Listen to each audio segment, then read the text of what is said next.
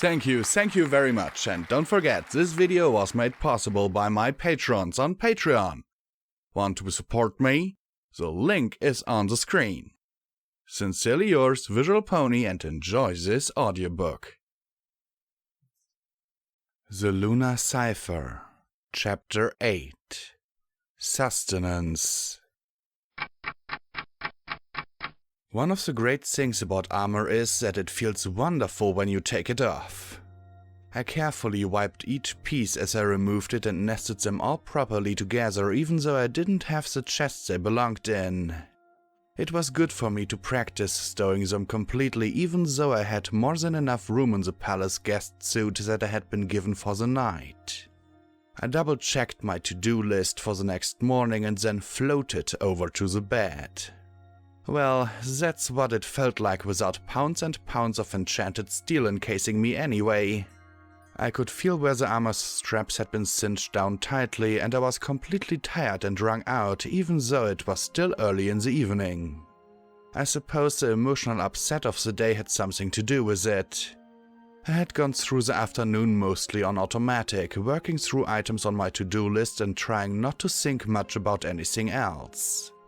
I decided to stay in Canterlot, and Luna had been more than willing to share her chambers with me, but I asked for the private room anyway.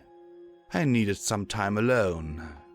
I pulled back the covers and settled onto the bed. The pillowcases were expensive imported silk, which was a shame, really. Nothing but the finest for a guest of the two sisters, but it would have cost so much less to replace them if they had been cotton. I held one of the pillows up to my face and beat it and screamed until it came apart. Yes, I could have set up a soundproofing spell, but that really wouldn't have been visceral enough for me right then. The pillows muffled the sound well enough. I took a deep breath, then grabbed a second pillow. The fluctuations of my magical field didn't quite set it on fire, but there were horn-shaped scorch marks all over the pieces when I dropped them on top of the others. There had only been 3 pillows to begin with, and as I would need one to sleep on, I forced myself to calm down enough to merely soak a bath sheet with frustrated tears. When I finally felt that I had no more tears or energy to expend, I rolled over and pulled the covers up. I stared at the canopy and tried to mentally review my plans for the next day.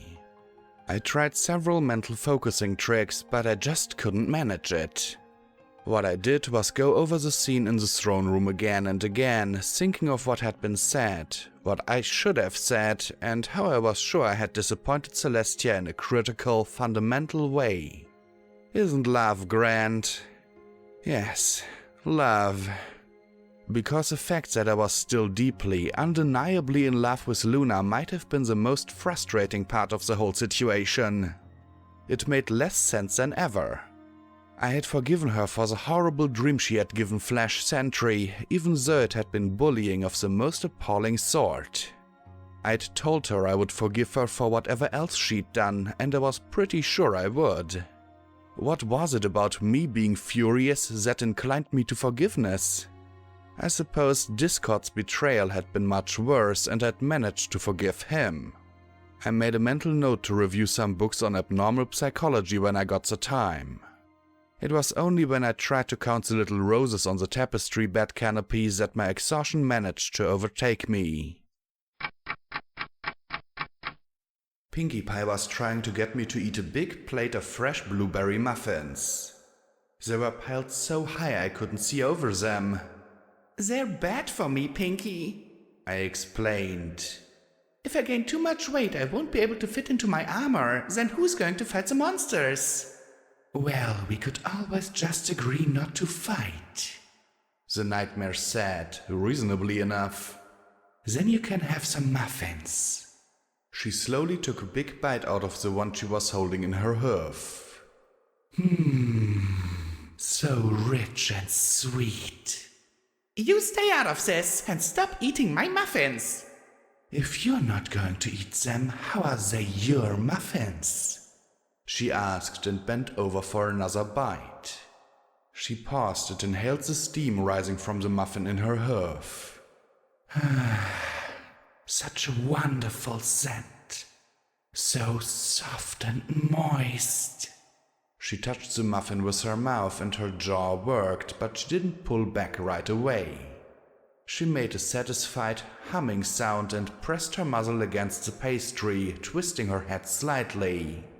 Wow! Pinky said. That looks really, really delicious. Are you sure you don't want some, Twilight? Of course I want some, Pinky. I've got a good idea of the future consequences of my actions and have a decent amount of self-restraint. Pinky giggled, snorted and leaned over the table until her nose was almost touching mine. Silly Twilight, no you don't. For some reason her statement deeply troubled me. I looked over to where the nightmare had her face buried to her eyes in the plate of pastries. I have to restrain myself. If I show good judgment, I'll still be nice and trim when ponies are calling her Nightmare Balloon. The nightmare pulled her snout out of the steaming pile of muffins and ever so slowly licked her lips. No chance of that, little one. The Eternal Ones don't gain weight. We don't lose weight. We don't age or grow feeble with the passing of years, so... She leaned close to me, close enough that I could smell the scent of fresh blueberries on her breath. We can eat all the muffins we want. Wait, why are you here? Where's Luna? Isn't she going to chase you away? The nightmare shrugged. She's giving you some space, I suspect. Isn't that how ponies put it nowadays? I'm sure if you called out for her, she'd come rescue you from big, bad me. She peeled her lips back in a snarl, revealing razor-sharp teeth. It would have been a more frightening display if she hadn't had bits of muffin stuck between them. I can take care of myself. Oh, I have no doubt. But wouldn't it be nicer to be friends? You're famous for making friends, Twilight. Why should I be friends with you? I have so many things I could share with you, Twilight. So many secrets. I knew better, but I still asked. Like what? Well... She reached over and lifted the muffin off of the plate and offered it to me. How about this? It's a muffin, and it already has a bite out of it. Look closer, Twilight. There's a secret hidden here. In the cleft left by the bite marks was a big, juicy blueberry. It looked absolutely delicious. One berry couldn't hurt, could it? I stretched out my neck and opened my mouth. No, not like that, Twilight. The nightmare admonished me. Gently. Touch the sides of your lips. Yes, like that. Now, tease the berry out. Use just the tip of your tongue. Softly, softly. Stroke it until it wants to come free. Yes, that's right. Very good, Twilight. A gentle tapping at my door woke me. Yes, I called out automatically, blinking sleep from my eyes. Breakfast, Your Highness, came the reply. Oh, yes. I levitated the two shredded pillows wrapped in the bath sheet over to the other side of the bed where they wouldn't be visible. Please come in. The hoof maiden wheeled in a cart carrying a coffee carafe and a couple of covered dishes. She curtsied and fussed with the food, setting it out on the table for me. She also put two folded notes down next to my breakfast before departing. I went for the coffee first, of course. It was only after the second long swallow that the memory of my dream floated back to me. It was fortunate that I hadn't had my mouth full when my brain processed the meaning of the metaphorical muffin. I'd done enough damage to the room's furnishing without spitting coffee all over the carpet. I definitely needed to do more research into what exactly the nightmare was, and how to kill her. I opened the first note while biting savagely at a piece of wheat toast. It was from Celestia. Dear Twilight, I have spoken with Luna and I have mended things between us as well as may be hoped for. As an apology, I have given her command of solar flare and she alone will accompany you south at the end of the week. I would like to see you again before you leave Canterlot, but if you are too busy, I understand. If you have need of anything I can provide, you need only ask. Celestia. I thought about it for a while. I couldn't help but think that the note sounded a bit sad, so I wrote back and offered to have tea with her the next day. I made sure to sign it, Your friend, always, Twilight Sparkle. The second note was from Luna. She must have written it herself because it was in heavy black letter script that was a bit difficult to read. Twilight, my dearest, my sister and I have come to an agreement, and soon you and I shall once again know the excitement of battle together. I have made arrangements for all the things you requested, and they have been delivered where you directed. I am feeling penumbral without you and wish to see you soon. If you come only to berate me for my failings, yet come. Your absence is worse than any scolding. Love, Luna. I couldn't help smiling. I felt like chucking my schedule and rushing over to her tower right then, but if I was to earn the trust Celestia had shown in me, I would have to behave as responsible as possible. That meant I had to go on as planned. But it didn't mean I couldn't multitask. Dearest Luna, I enclose a copy of my schedule. If you don't mind being up in the middle of the day, you could meet me at the hospital. Afterwards, we can have lunch together and then go to the airship yards to inspect the work on Solar Flare. But if you'd rather sleep in, I understand. In that case, I will see you tonight. Love and kisses, Twilight. I almost left my armor in the room. I was sore in all sort of new places from wearing it the day before, but nowhere near as bad as the day after the battle. I tried telling myself it wasn't very appropriate for wearing around the city, but Royal Guards in armor were a common enough sight, and I could recognize rationalization even when I was a pony making it up. I grimaced at the weight as I buckled the various pieces on. Canterlot ponies have an odd attitude towards royalty. Most are extremely concerned with their social position, so any hint of favor from the princess or higher nobility is something they desperately hope for. At the same time, they think it is gauche and low class to show any sign of being impressed by the presence of nobles or surprised by anything they may do. That meant that none of the ponies I encountered that morning while doing my errands gave any hint of being perturbed by my warlike attire. Only Donut Joe's made any comment, and he was an old acquaintance of mine. Nice shiny suit you got there, princess. What can I get her today? Thank you, Joe. I think I'll have... My gaze fell on a tray of fresh muffins and I felt my cheeks grow hot. One eclair, please. Cream-filled? Yeah. A sudden image popped into my head. Oh, stars. Had that black-hearted neck ruined all pastries for me? No, wait, I'll take an apple fritter instead. Here you go, your highness. Nice to see you again. I ate the lumpy, brown and totally non-suggestive fritter on the way to the florist near the Royal Infirmary. It was a beautiful day and I actually started to enjoy it a bit. I picked up my order of flowers and decided to make a last-minute addition. I left the shop with an extra little bouquet for Luna. The receptionist in the hospital lobby did stare a bit at my armor. She'd been told I was coming, but no doubt hadn't expected a clanking metal apparition in the midst of a cloud of flowers. Her assistant led me to the ward set aside for my ponies. To my surprise, outside the doors to the ward, I met the palace physician, Dr. Feverfew, who was flipping through some charts attached to a clipboard. She glanced up and then went back to her charts with a simple "Princess," to acknowledge my presence. "Doctor?" I replied. "Two can play that game." "I didn't know you worked here." "I don't." "In for a checkup?" That got her to look up. "Her Solar Majesty asked me to assess the condition of the ponies wounded in your latest affair," she said crisply. "I am sure you will be glad to know that all but one of them will be able to return to active duty in very short order. 3 have already been discharged.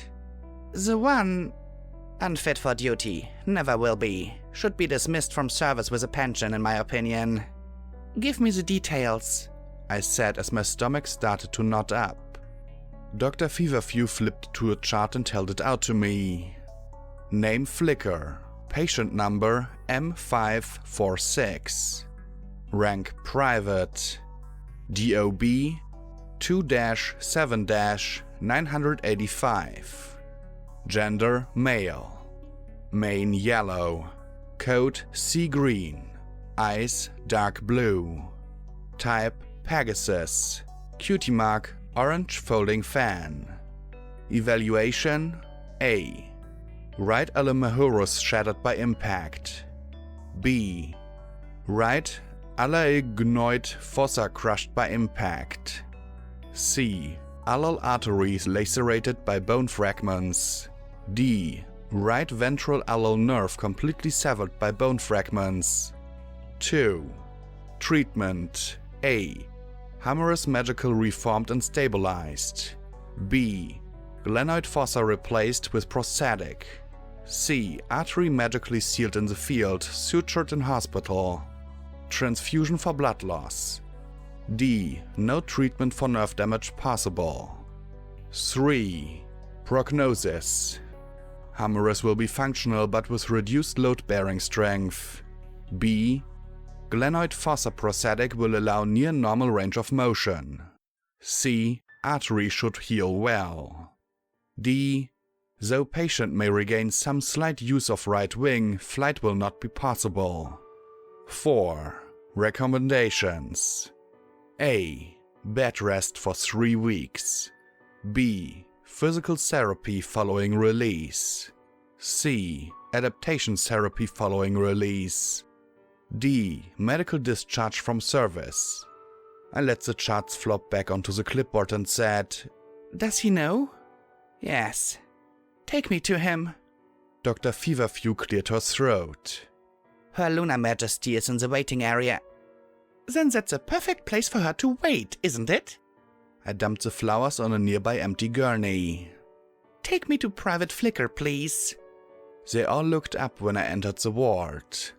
I didn't meet the eyes of any of them, not even Rainbow Dash or Fluttershy, though I did say softly, I'll see you guys in a bit, as I passed by them.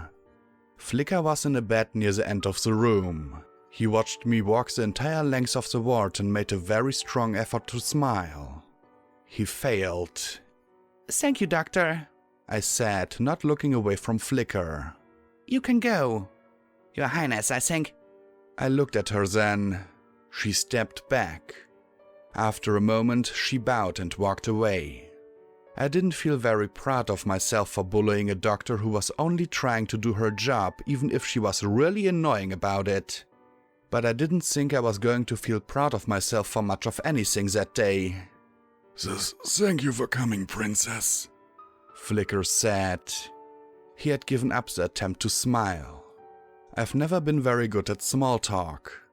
I've had to learn a few techniques to get by at court functions, but I would rather have been spit roasted than play that sort of game with a pony who had his life ruined because of me.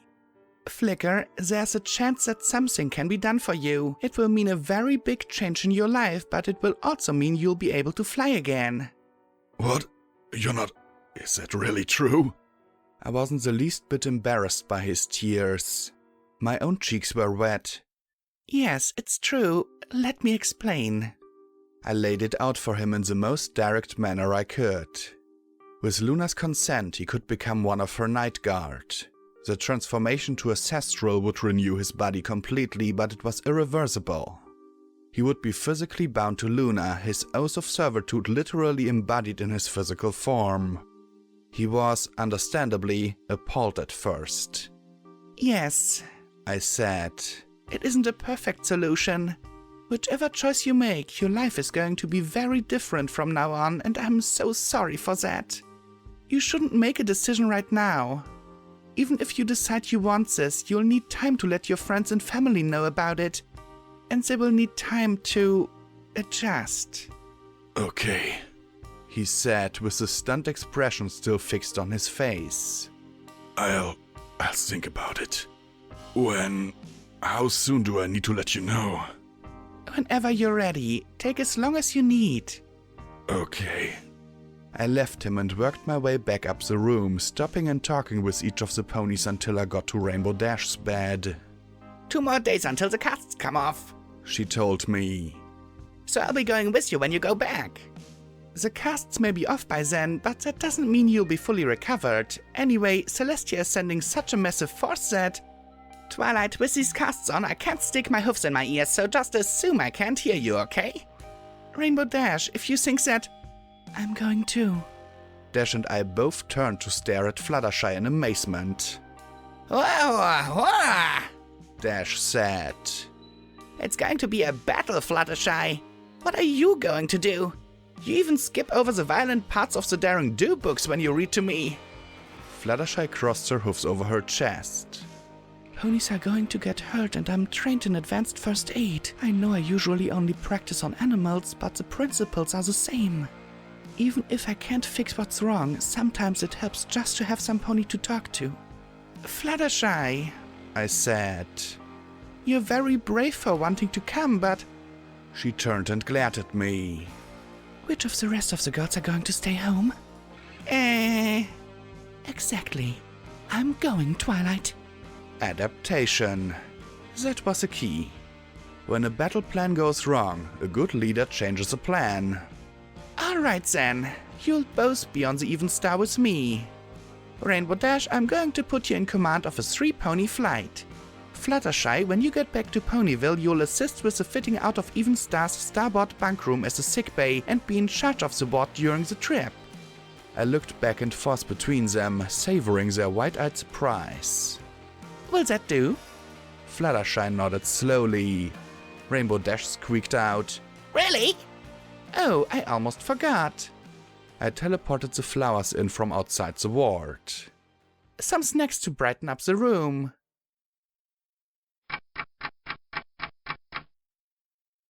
Luna took up one corner of the waiting area. She had brought her own cushions and was curled up asleep with just the tip of her nose under one wing.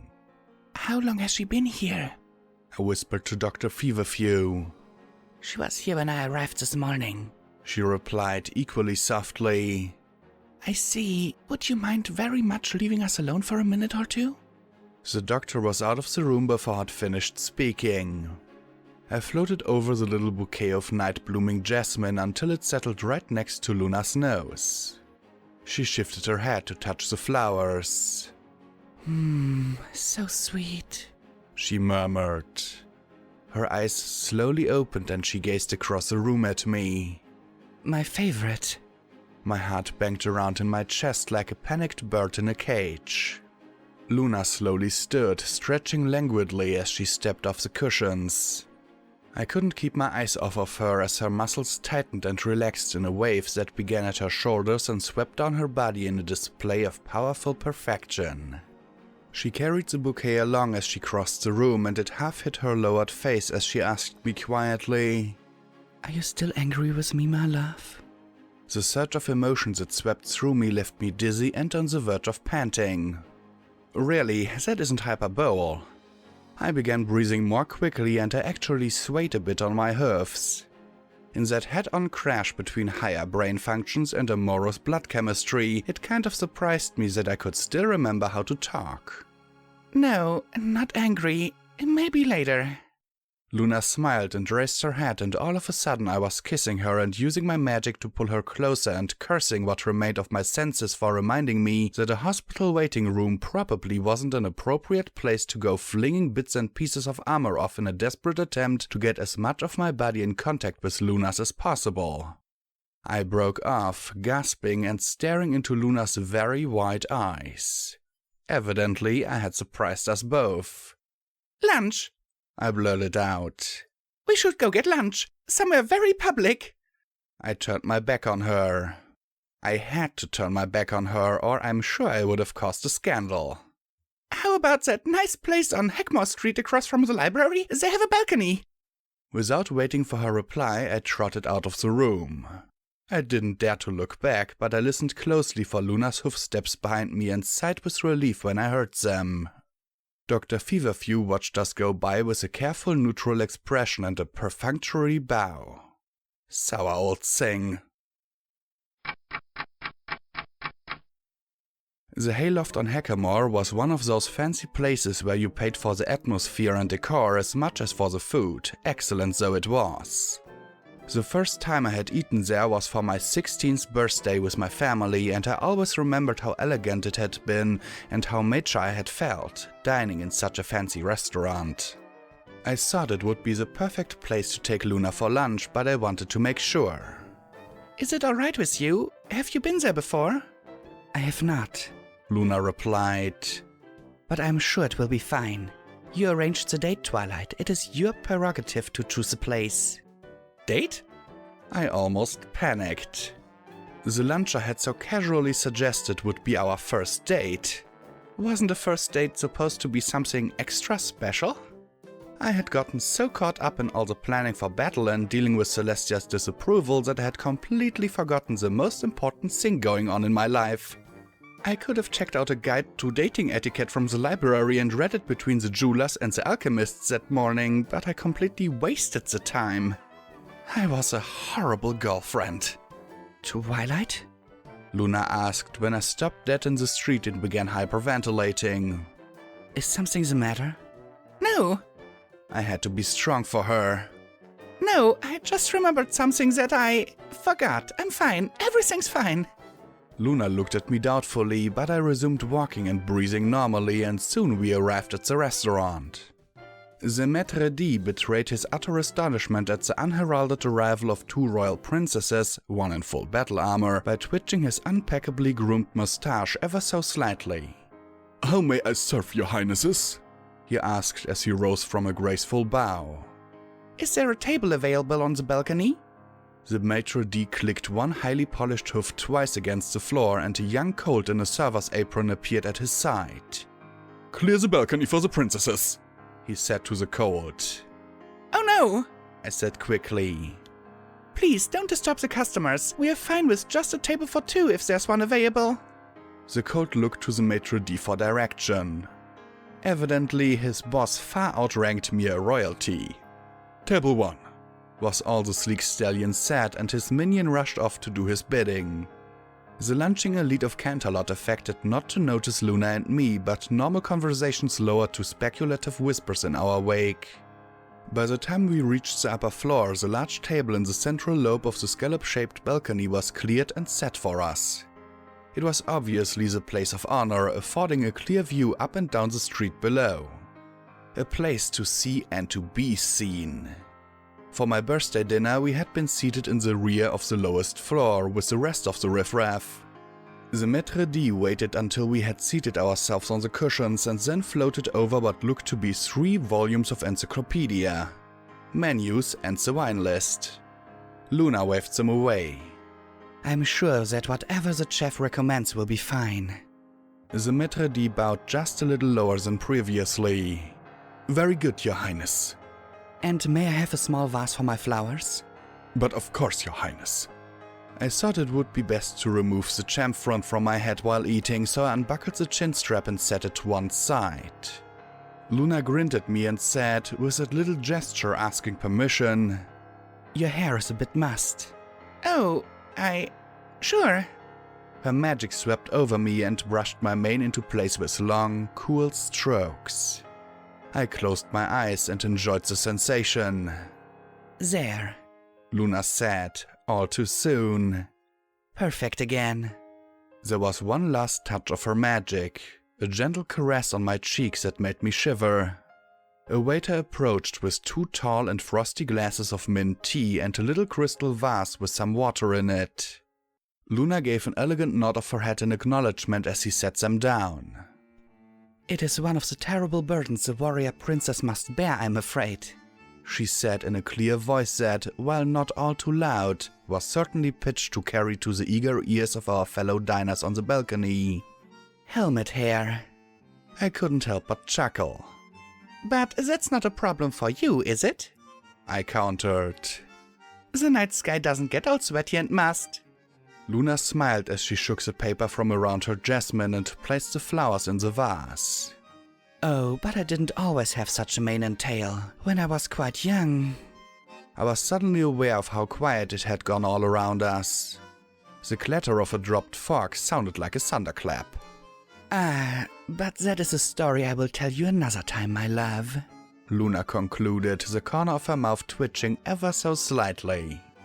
A collective sigh of disappointment swept over the balcony, and I had to admit to myself a terrible truth. Luna was an awful tease. Author's note. Thanks again to Academic Pony and Tattoos for the invaluable editing help. Comment time, every pony, and as always I will remind you that you can support me via my Patreon. The link is in the description as always. So, what do I have to say about this chapter? Oh, yeah, there was definitely some interesting things going on. I mean, first of all, why again does Twilight have to get a guest room in the royal castle? That's something I want to know, because her former accommodations, I don't think that Celestia repurposed them. I mean, that library thing we see in the very first episode of the show, where she lived with Spike? Why doesn't she sleep there? That's one of those things that kinda irks me here. Because that would have been nice to see her go back there. Because in the show, but then again, this story was written before season 5. In the show, we actually see her return there, and everything is as she left it. Even that present that was crushed in the first episode is still there, and that was like speared on Spike's tail. Which, by the way, if you go back to the very first episode, Spike has this thing speared on his tail, and it was a teddy bear inside. A teddy bear. Which means his tail spears through the present and spears that teddy bear. But in the episode with Moondancer, if you go back there, you see that there is a picture frame in there. First of all, his fucking tail speared the present, so there should be a giant hole in this picture. Second of all, in the very first episode, we see that it was a freaking teddy bear, not a picture. But that aside, that would have been cool to see Twilight return there. It is a missed opportunity here. But let's move on. Twilight throws a little temper tantrum here, destroying royal property. I don't know, but I think Celestia will not be too happy about that. I mean, okay, Celestia can basically take the replacement costs for that out of Twilight's budget, but hell. Send her a bill. And we have that dream with the nightmare. Oh my god. That last scene with the muffin. Oh my god. Replace a few words, just a few words, and it's outright clop. I mean, it's very delicately written. Really, it is. But that is the most obvious advice on sex that I have seen in this story so far. To be specific, on mare relationships. I mean, what the fuck?